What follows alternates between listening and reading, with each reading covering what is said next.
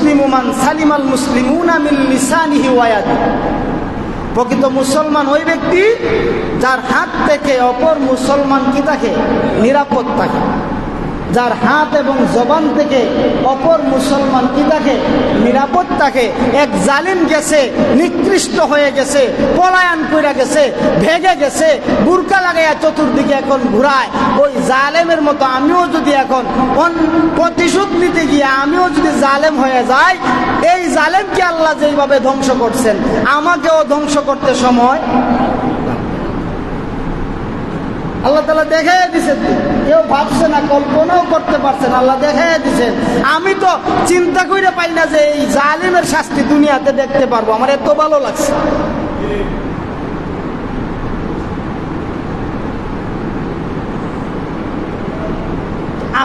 আপনি যদি জুলুম করতে চান,